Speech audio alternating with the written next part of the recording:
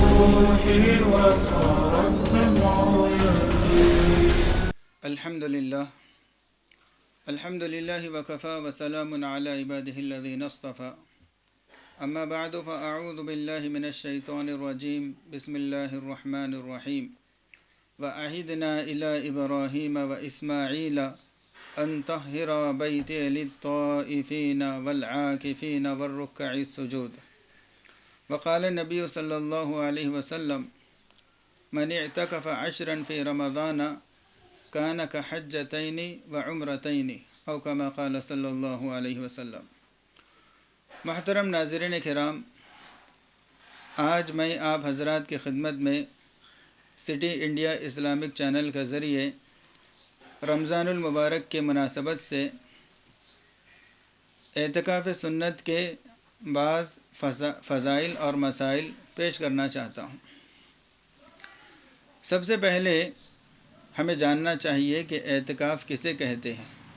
اعتکاف کے اصل معنی ہوتا ہے رکنے اور ٹھہرنے کے، اور شریعت کی نظر میں اعتکاف کا مطلب یہ ہوتا ہے کہ بندہ اللہ تعالیٰ کے گھر میں رکے رہے تاکہ وہ اپنی عبادت کے ذریعے سے اللہ تعالیٰ کو راضی کر سکے. اب اعتکاف کے مختلف درجے ہیں. اعتکاف کا ایک درجہ واجب کا ہے، اعتکاف کا ایک درجہ سنت ہے، اور ایک درجہ اعتکاف کا نفل ہے. چنانچہ سب سے پہلے رمضان المبارک میں آخری عشرے کا جو اعتکاف کیا جاتا ہے اس کو اعتکاف سنت کہا جاتا ہے. اس کی تعریف میں بیان کروں گا، اور پھر اس کے بعد دیگر جو اقسام ہیں ان کی بھی کچھ وضاحت کرنے کی کوشش کروں گا.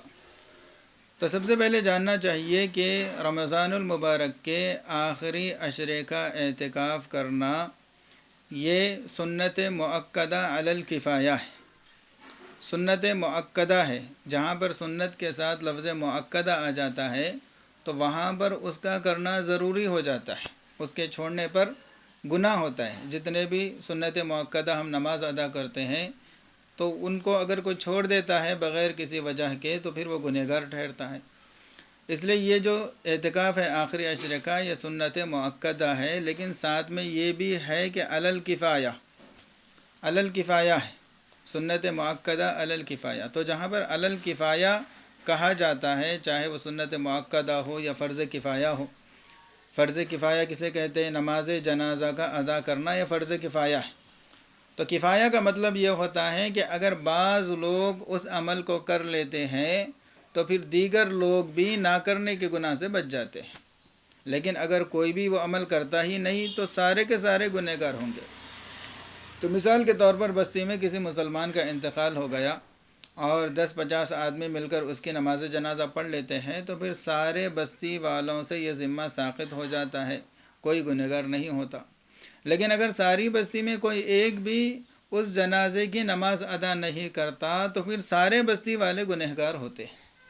تو یہی مسئلہ ہے اعتکاف کا کہ اگر اس بستی کے مسلمانوں میں سے کوئی ایک بھی آخری عشرے کا اعتکاف کر لیتا ہے مسجد میں جا کر تو پھر سارے بستی والے اس عمل کے ترک کرنے کے گناہ سے بچ جائیں گے. لیکن اگر کوئی بھی اعتکاف نہیں کرتا ساری بستی میں تو پھر ساری بستی والے گنہگار ہوں گے. تو اس لیے ہمیں اہتمام کرنا چاہیے کہ ہم اس عمل کو ضرور اپنے معاملات میں شامل کر لیں. اس سلسلے میں آج کل جو ہے نا بہت زیادہ غفلت برتی جا رہی ہے. تو نبی کریم صلی اللہ علیہ وسلم کا یہ معمول تھا. آپ صلی اللہ علیہ وسلم ہر سال رمضان المبارک کے آخری عشرے کا اعتکاف ضرور کیا کرتے تھے. آپ نے پورے مہینے کا بھی اعتکاف کیا اور 20 دن کا بھی اعتکاف کیا اور 10 دن کا بھی آپ صلی اللہ علیہ وسلم نے اعتکاف کیا. بہرکیف آخری عشرے کا اعتکاف تو آپ جو ہے نا ہر سال کیا کرتے تھے. اس لیے آخری عشرے کا اعتکاف سنت مؤکدہ قرار دیا گیا ہے. اور بہت سارے فضائل قرآن و حدیث میں اعتکاف کے آئے ہیں. قرآن کے اندر اعتکاف کا تذکرہ ہے، وہی اس کی فضیلت ہے. اللہ تعالیٰ نے حضرت ابراہیم علیہ السلام اور حضرت اسماعیل علیہ السلام کو یہ حکم دیا وَأَعِدْنَا إِلَىٰ إِبْرَاهِيمَ وَإِسْمَاعِيلَ أَن طَهِّرَ بَيْتِيَ لِلطَّائِفِينَ وَالْعَاكِفِينَ وَالرُّكَّعِ السُّجُودِ. کہ ہم نے ابراہیم اور اسماعیل کو یہ حکم دیا کہ وہ بیت اللہ کو پاک صاف رکھا کرے، صاف ستھرا رکھا کرے۔ کیوں؟ کس کے لیے؟ فرمایا کہ جو سجدہ کرنے والے ہیں، جو نمازیں پڑھنے والے ہیں، جو رکوع کرنے والے ہیں، اور وہیں پر فرمایا والعاکفین، یعنی جو اعتکاف کرنے والے ہیں ان کے اعتکاف کے لیے میرے گھر کو صاف رکھیے۔ تو اعتکاف کا تذکرہ قرآن پاک میں آنا ہی اعتکاف کی فضیلت ہے، اور احادیث میں تو بے شمار فضیلت اعتکاف کی آئی ہے، اور خاص طور پر رمضان المبارک کے آخری عشرے کی فضیلت، یعنی اس میں اعتکاف کرنے کی فضیلت وارد ہوئی ہے۔ جیسے کہ خطبے کے دوران میں نے حدیث پڑھی، نبی کریم صلی اللہ علیہ وسلم نے ارشاد فرمایا کہ من اعتکف عشرا فی رمضان، جو رمضان المبارک میں ایک عشرے کا یعنی 10 دن کا اعتکاف کرتا ہے، کان کحجتین و عمرتین، تو اس کو 2 حج اور 2 عمرہ کرنے کا ثواب ملتا ہے، یعنی 2 حج اور 2 مقبول عمروں کے کرنے کا ثواب اس کو اللہ تعالیٰ عنایت فرماتے ہیں۔ اور نبی کریم صلی اللہ علیہ وسلم نے ایک حدیث میں یہ بھی ارشاد فرمایا کہ جو ثواب کی امید کے ساتھ اللہ کو راضی کرنے کے لیے اعتکاف کرتا ہے تو غفر لہ ما تقدم من ذنبہ، اس کے پچھلے سارے گناہ معاف ہو جاتے ہیں۔ اور ایک جگہ آپ صلی اللہ علیہ وسلم نے ارشاد فرمایا کہ جو بندہ ایک دن کا اعتکاف کرتا ہے اللہ کو راضی کرنے کے لیے، تو فرمایا اللہ تعالیٰ اس کے اور جہنم کے درمیان 3 خندقوں کی دوری کر دیتے ہیں، جن میں سے ہر خندق اتنا چوڑا اور عریض ہوگا کہ زمین اور آسمان کے درمیان میں جتنا فاصلہ ہے اتنا ہر خندق کا جو ہے نا فاصلہ ہوگا۔ تو ایسے 3 خندقوں کے بقدر اللہ تعالیٰ اس کو جہنم سے دور کر دیتے ہیں۔ تو اس سے اندازہ لگایا جا سکتا ہے کہ اعتکاف کرنا یہ کتنی جو ہے نا ثواب کی چیز ہے، اس لیے اس کا ہمیں اہتمام کرنا چاہیے، اس کا قدر کرنا چاہیے۔ اور اعتکاف کا ایک مقصد کیا ہے؟ اعتکاف کا ایک مقصد تو یہ ہے کہ بندہ اللہ تعالیٰ کے در پر پڑے رہے اور اپنی بخشش کرائے۔ اگرچہ بندہ نمازی ہے، اگرچہ رمضان کے پورے وہ روزے رکھ رہا ہے، لیکن انسان ہونے کے ناطے وہ معاشی جھمیلوں میں رہ کر اور دنیاوی کاروبار میں رہ کر جس طرح اللہ تعالیٰ کی معرفت اس کو حاصل ہونی چاہیے تھی، اور جیسے اللہ تعالیٰ کی عبادت کا حق ادا ہونا چاہیے تھا، چونکہ وہ حق اس سے ادا نہیں ہو پاتا، تو بندہ یہ عہد کرے، یہ ارادہ کرے کہ کم از کم سال میں 10 دن میں اللہ تعالیٰ کا در پکڑ کر ایسے گزاروں گا کہ دن رات بس اللہ ہی اللہ میرے ذہن میں ہو، اور اللہ تعالیٰ کو منانا میرا جو ہے نا نصب العین ہو، اللہ تعالیٰ کو منانا میرا مقصد ہو۔ جیسا کہ ہم عام طور پہ دیکھتے ہیں کہ بچے ہم سے ضد کرتے ہیں، کوئی چیز مانگتے ہیں، دلانے کو کہتے ہیں، لیکن ہم پہلے انکار کر دیتے ہیں، لیکن بچے ضد پر اڑے رہتے ہیں، وہ جو ہے نا ہمارے سامنے بیٹھ کر روتے رہتے ہیں، بلبلاتے رہتے ہیں، بالآخر ان کی اس حالت کو دیکھ کر ہمیں رحم آ ہی جاتا ہے اور ہم ان کے مطالبے کو پورا کر دیتے ہیں۔ تو اللہ تعالیٰ تو ارحم الراحمین ہے، سب سے زیادہ رحم کرنے والے اللہ تعالیٰ ہیں۔ تو اللہ تعالیٰ کے در پر کوئی اس ارادے سے بیٹھ جائے کہ اللہ تعالیٰ آپ جب تک مجھے معاف نہیں کریں گے میں آپ کے در سے ہٹنے والا نہیں ہوں، تو اللہ تعالیٰ تو بہت زیادہ رحم کرنے والے ہیں، اور امید ہے کہ اللہ تعالیٰ ضرور ایسے بندے کی بخشش کر دیں گے۔ تو ایک مقصد تو یہ ہے کہ اللہ تعالیٰ کو راضی کیا جائے۔ اور نبی کریم صلی اللہ علیہ وسلم نے معتکف کے بارے میں ایک حدیث میں یہ بھی فرمایا کہ ہوا یعتکف الذنوب، کہ اعتکاف میں رہنے والا یہ گناہوں سے بچا ہوا رہتا ہے۔ آج ہم جانتے ہیں کہ دنیا کا ماحول، بازاروں کا ماحول کتنا خراب ہے، آدمی چاہے کتنا متقی پرہیزگار ہو، وہ جب بازار میں نکلتا ہے تو اس کو گناہ سے بچنا ایک بہت بڑا چیلنج ہے۔ چھوٹا موٹا گناہ یا یہ کہ بے ارادہ گناہ تو اس سے ہو ہی جاتا ہے، نظر جو ہے نا کہیں پڑ جاتی ہے، ماحول ہر طرف جو ہے نا خراب ہے، بے حیائی کا ہے۔ لیکن جو بندہ اعتکاف میں رہتا ہے وہ گناہوں سے کیا ہے پاک رہتا ہے، گناہوں سے بچا ہوا رہتا ہے، کیونکہ مسجد اللہ کا گھر ہے، اللہ تعالیٰ کی رحمت اور سکینہ وہاں پر ہمیشہ نازل ہوتی ہے، اور مسجد فرشتوں کا مسکن ہے، اللہ تعالیٰ کی عبادت گزار فرشتے وہاں پر رہتے ہیں، تو صحبت کا اثر پڑتا ہے، دل کے اندر نرمی آتی ہے، تقویٰ پیدا ہوتا ہے، نیک جذبات انسان کے اندر اعتکاف کے ذریعے سے ابھرتے ہیں۔ تو یہ بھی اعتکاف کے مقاصد میں سے ایک مقصد ہے۔ اور اعتکاف کے مقاصد میں سے ایک سب سے بڑا اور اہم مقصد یہ ہے کہ معتکف کے لیے شب قدر کی تلاش آسان ہو جاتی ہے، شب قدر کی کیا فضیلت ہے اور اس کے کیا اہمیت ہے اور دیگر جو اس کے مسائل ہے، اس پر انشاءاللہ دوسرا بیان بعد میں آپ حضرات کے سامنے آئے گا۔ لیکن سب جانتے ہیں کہ شب قدر کی کیا فضیلت ہے، کیا اس کا مقام اور مرتبہ ہے، تو شب قدر کی تلاش میں آسانی ہو جاتی ہے، کیونکہ نبی کریم صلی اللہ علیہ وسلم نے ارشاد فرمایا کہ شب قدر کو رمضان المبارک کے آخری عشرے میں، پھر آخری عشرے کی بھی طاق راتوں میں تلاش کیا کرے۔ تو شب قدر کی تلاش میں اعتکاف کے ذریعے سے آسانی ہو جاتی ہے، تو اس ارادے سے بھی اعتکاف کرنے کا ہمیں اہتمام کرنا چاہیے۔ عام طور پر جان چھڑانے کے لیے، گناہ سے بچنے کے لیے کسی کی منت سماجت کر کے اور کسی کے ٹھوڑی پکڑ کر سمجھا دیتے ہیں بھائی تو اعتکاف کر لے ورنہ سب کو گناہ ہوگا، تو کوئی نہ کوئی بادل ناخواستہ تیار ہو جاتا ہے۔ یہ بہت افسوس کی بات ہے کہ اللہ تعالیٰ کو راضی کرنے کا جذبہ نہیں ہے، کسی کو بھی بٹھا کر جو ہے نا ہم جو ہے نا اپنا دامن چھڑانا چاہتے ہیں، یہ کتنی ناقدری کی بات ہے۔ اس لیے ہم تمام کے اندر یہ شوق اور جذبہ ہو کہ ہم خود اعتکاف کریں گے، اور کم از کم ہم اپنے گھر سے کسی نہ کسی کو اعتکاف میں ضرور بٹھائیں گے۔ اس کا ہم عہد کرنا، اس کا ارادہ کرنا چاہیے اور اس کا پورا اہتمام کرنا چاہیے۔ تو اب اعتکاف کے سلسلے میں بعض مسائل بھی آپ حضرات کے سامنے پیش کرنا چاہتا ہوں۔ سب سے پہلا مسئلہ یہ ہے کہ مردوں کا جو اعتکاف ہوگا، یعنی سنت اعتکاف جو ہے وہ مسجد میں ہوگا، مسجد کے علاوہ کسی اور جگہ پر اعتکاف نہیں ہوگا، اور مسجد کے ساتھ ساتھ روزے کی بھی شرط ہوگی۔ اگر کوئی کسی دن کا روزہ چھوڑ دیتا ہے یا توڑ دیتا ہے تو پھر اس کا سنت اعتکاف ختم ہو جاتا ہے۔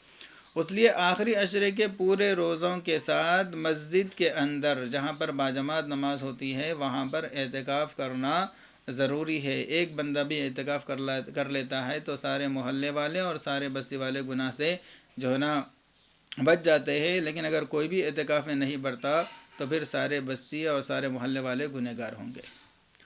تو ایک مسئلہ تو یہ ہے کہ مسجد ہونا ضروری ہے، دوسرا مسئلہ یہ ہے کہ روزہ رہنا بھی ضروری ہے، اور تیسرا مسئلہ عورتوں کے بارے میں۔ عورتوں کے بارے میں یہ ہے کہ کیا عورتیں بھی اعتکاف کر سکتی ہے؟ تو اس کا جواب یہ ہے کہ عورتیں اپنے شوہر یا گھر کے ذمہ دار کی اجازت کے ساتھ اپنے گھر میں اعتکاف کر سکتی ہے، اس خاص جگہ میں جس جگہ کو اس نے عبادت کے لیے مختص کیا ہے۔ بڑے افسوس کے ساتھ یہ کہنا پڑتا ہے کہ آج جو حضرات بڑے سے بڑے مکانات بناتے ہیں، بڑے حویلیاں بناتے ہیں، اس کے اندر ہر کام کے لیے ایک الگ روم ہوتا ہے، اس کا الگ نام دیا جاتا ہے، لیکن کسی کو یہ توفیق نہیں ہوتی ہے کہ ایک نماز ہال کے نام پر ایک روم جو ہے نا ہم بنائیں جس کو عبادت کے لیے خاص کر دے، وہاں پر ہمیشہ قرآن رکھی ہوئی ہو، تسبیح رکھی ہوئی ہو، مصلی بچھایا ہوا ہو، اور گھر کے کسی فرد کا جب دل کرے وہ جو ہے نا وہاں پر جا کر نماز میں لگ گیا، عبادت میں لگ گیا، تلاوت میں لگ گیا اور اللہ تعالیٰ سے جی لگا کر بیٹھ گیا۔ اس کا جو ہے نا ہم بالکل اہتمام نہیں کرتے، حالانکہ غیروں کے اندر یہ سننے میں آتا ہے کہ وہ لوگ ہمارے علاقے کے تلنگانہ میں جو لوگ ہوتے ہیں وہ غیر مسلم جو ہوتے ہیں وہ پوجا گدی بلکہ یعنی ایک پوجا کا روم بناتے ہیں، وہ اس کو جو ہے نا پوجا کے لیے خاص کر دیتے ہیں، لیکن مسلمانوں کے اندر جو ہے نا اس کا کوئی رواج نہیں ہے، اس کا کوئی اہتمام نہیں ہے کہ ہم اپنے گھر میں کسی جگہ کو عبادت کے لیے مختص کریں۔ تو بہرکیف وہ خاص جگہ ہو یا نہ ہو، عورت کو چاہیے کہ گھر کے پاک صاف کسی حصے کو طے کر لے اور اس کو گھر کی مسجد بنا لے اور اسی کے اندر رہنے کو وہ لازم پکڑے اور اس کے اندر رہ کر وہ اللہ تعالیٰ کی عبادت انجام دے، اور اپنی جو ضرورت ہے، جو ضروریات ہے، تقاضے ہیں، صرف ان تقاضوں کو پورا کرنے کے لیے اس جگہ سے، اس کمرے سے باہر آئے اور تقاضا پورا کرتے ہی اندر چلی جائے اور عبادت میں، تلاوت میں اور دعاؤں میں لگے رہے۔ یہ عورتوں کے لیے مسئلہ ہے۔ اور تیسری بات یہ ہے کہ جو حضرات مسجد میں اعتکاف میں رہتے ہیں ان لوگوں کے لیے بغیر کسی عذر کے مسجد کے حدود سے باہر نکلنے کی اجازت نہیں ہوگی۔ مسجد کے حدود سے اگر ایک لمحے، ایک منٹ کے لیے بھی اگر کوئی بغیر شرعی عذر کے نکلتا ہے تو پھر اس کا اعتکاف ٹوٹ جاتا ہے۔ تو اس کے لیے مسجد کے اندر رہنے کو لازم پکڑے، اور مسجد کا وہ حصہ جہاں پر وضو خانہ بنا ہوا ہے، جہاں پر طہارت خانے بنے ہوئے ہیں، وہ حدود مسجد کے باہر ہے۔ اگر کوئی بھی بلا وجہ وہاں پر آتا ہے تو پھر اس کا بھی اعتکاف ٹوٹ جاتا ہے۔ ہاں ضرورت ہے وضو کرنا ہے تو اس میں بھی یہ کوشش کرنا چاہیے کہ سب سے قریبی جگہ، سب سے قریبی جو نل ہے وہاں پر وضو بنا کر اندر آ جائے، اور طہارت کے لیے جاتا ہے تو جو سب سے قریبی طہارت خانہ ہے وہاں پر جا کر جو ہے نا واپس آ جائے۔ آگے کے طہارت خانے میں بھی جاتا ہے تو اس کا اعتکاف فاسد نہیں ہوتا، ٹوٹتا نہیں، لیکن بہتر یہ ہے کہ ہر جتنا ہو سکے جو قریبی جگہ ہے وہاں سے اپنی حاجت پوری کر کر واپس آ جائے۔ تو جو بغیر وجہ کے وضو خانے میں جا کر بیٹھ جاتے ہیں، طہارت خانے میں جا کر بیٹھ جاتے ہیں تقاضے کے بغیر ہی، تو پھر ان کا اعتکاف ٹوٹ جاتا ہے۔ اس سلسلے میں بہت بے توجہی کی جاتی ہے، اس پر دھیان دینے کی ہمیں ضرورت ہے۔ اور تیسری بات، بعض لوگ پوچھتے ہیں، بعض لوگوں کو سگریٹ پینے کی عادت ہوتی ہے یا گٹکا کھانے کی عادت ہوتی ہے، تو مسجد کے اندر رہ کر اس طرح کی بدبودار چیزوں کا استعمال کرنا مکروہ ہے۔ اگرچہ اس سے اعتکاف نہیں ٹوٹتا، لیکن چاہے رمضان ہو غیر رمضان ہو، کبھی بھی مسجد کو بدبودار چیزوں سے پاک رکھنے کا حکم دیا گیا ہے۔ نبی کریم صلی اللہ علیہ وسلم نے اس کا حکم دیا ہے، کیونکہ مسجد یہ فرشتوں کا مسکن ہے، وہاں پر فرشتے ہوتے ہیں، اور فرشتوں کو بدبودار چیزوں سے بہت زیادہ تکلیف ہوتی ہے، تو ان کو ایذا دینا بھی جو ہے نا جائز نہیں ہے، اس لیے وہاں پر بدبودار چیزوں کا استعمال کرنا یہ جو ہے نا مکروہ ہے۔ ہاں، اگر کوئی ایسا کرتا ہے کہ کیا کہتے ہیں، اگر وہ طہارت کے لیے جا رہا ہے، قضائے حاجت کے لیے، استنجا کے لیے، واش روم کے لیے جا رہا ہے، اور جاتے جاتے وہ اگر سگریٹ پی رہا ہے یا بیت الخلاء کے اندر سگریٹ پی رہا ہے، حالانکہ اچھی عادت نہیں ہے، لیکن سب جانتے ہیں کہ بہت سارے لوگ بیت الخلاء میں جا کر سگریٹ کا استعمال کرتے ہیں، گٹکے کا استعمال کرتے ہیں، اور وہاں کے ماحول کو گندا کر دیتے ہیں۔ ایسا گندا تو ہرگز نہیں کرنا چاہیے۔ نبی کریم صلی اللہ علیہ وسلم نے ارشاد فرمایا کہ تنظفوا فإن الاسلام نظیف، دیکھو صاف ستھرا رہو اور اپنے ماحول کو بھی صاف ستھرا رکھا کرو، کیونکہ اسلام صاف ستھرا مذہب ہے، یہ صفائی اور ستھرائی کی یہ تعلیم دیتا ہے۔ بہرکیف اگر کوئی اس طرح جا کر پیتا ہے تو پھر وہ کیا ہے، اس کا اعتکاف فاسد نہیں ہوتا، لیکن ایسا کرنا بھی مکروہ ہے۔ لیکن جو خالص سگریٹ پینے کے لیے یا گٹکا کھانے کے لیے وضو خانہ یا مسجد کے حدود سے باہر نکلتا ہے تو پھر اس کا اعتکاف جو ہے وہ ٹوٹ جاتا ہے۔ تو یہ چند مسائل تھے جو ذہن میں آئے ہیں، اور بھی بہت سارے مسائل ہیں۔ جو حضرات اعتکاف کرنے کا ارادہ کرتے ہیں ان کو چاہیے کہ وہ علماء اکرام سے رجوع ہو اور ان سے مسائل معلوم کرے، اور معلوم کر کے ان کی رہنمائی اور رہبری کے اندر اعتکاف کے فرائض کو انجام دینے کی کوشش کرے۔ تو یہ ہے سنت اعتکاف کی بعض تفصیل جو رمضان المبارک کے اندر کیا جاتا ہے۔ تو اعتکاف کی ایک قسم واجب کی بھی ہے۔ واجب اعتکاف اس وقت ہوتا ہے جب بندہ یہ نظر مانے، یہ منت کرے کہ اے اللہ اگر میرا فلاں کام ہو جائے گا تو میں اتنے دن کا اعتکاف کروں گا۔ تو اب اگر وہ کام ہو جاتا ہے تو پھر اس نظر کو پوری کرنا اس پر واجب ہو جاتا ہے، اور روزے کے ساتھ مسجد کے اندر اعتکاف کرنا ضروری ہے۔ اور نفل اعتکاف کیا ہے؟ نفل اعتکاف کیا ہے؟ اس کے اندر وقت کی کوئی قید نہیں، روزے کی کوئی قید نہیں، بس بندہ جتنی دیر کے لیے بھی مسجد میں جاتا ہے اور ارادہ یہ کرتا ہے کہ اللہ میں اعتکاف کی نیت کرتا ہوں، نفل اعتکاف کی نیت، تو پھر جو ہے نا جب تک بندہ مسجد میں رہتا ہے تو اس کو ثواب ملتے رہتا ہے اعتکاف کا۔ اور دیگر معتکفین کے لیے جن باتوں کی گنجائش ہوتی ہے، کھانے پینے کی یا تھوڑا بہت لیٹنے کی، تو اس کی گنجائش اس کے لیے نکل آتی ہے۔ تو جب کبھی مسجد میں جاتے ہیں تو اس وقت ہمیں مسجد میں داخل ہونے کی دعا پڑھنے کے ساتھ ساتھ اعتکاف کی بھی نیت کر لینا چاہیے۔ اس سے جو ہے نا ایک تو ثواب بھی ملتا ہے اور بہت سارے گناہوں سے انسان بچ جاتا ہے۔ تو یہ عام طور پر رمضان المبارک کے اندر بھی بعض ساتھی یہ ہوتے ہیں، ایک بندہ تو سنت اعتکاف میں بیٹھا ہوا ہوتا ہے، دوسرے ساتھی اس کو ساتھ دینے کے لیے کوئی 1 دن کا اعتکاف کرتا ہے، کوئی 3 دن کا کرتا ہے، یا کوئی کم اور زیادہ کا کرتا ہے۔ تو یہ جتنے 10 دن سے کم کے اعتکاف ہوں گے یہ سارے کے سارے نفل اعتکاف میں شمار ہوتے ہیں۔ تو جو نفل اعتکاف ہے ان لوگوں کے لیے گنجائش ہے، وہ لوگ باہر نکل سکتے ہیں، پھر آ کر پھر جو ہے نا ارادہ کر سکتے ہیں۔ اور عورتیں بھی اگر گھر میں 1 2 3 دن کا اعتکاف کرتی ہے تو وہ بھی نفل میں شامل ہوگا۔ تو سنت اعتکاف جو ہوگا وہ پورا آخری عشرہ ہوگا۔ اور دھیان دینے کی یہ بات ہے کہ 20واں روزہ جو ہوگا، 20ویں روزے کی افطاری مسجد میں آ کر کرنا ضروری ہوگا، کیونکہ 20ویں روزے کا جو سورج غروب ہو جاتا ہے وہیں سے 21ویں شب جو ہے نا شروع ہو جاتی ہے۔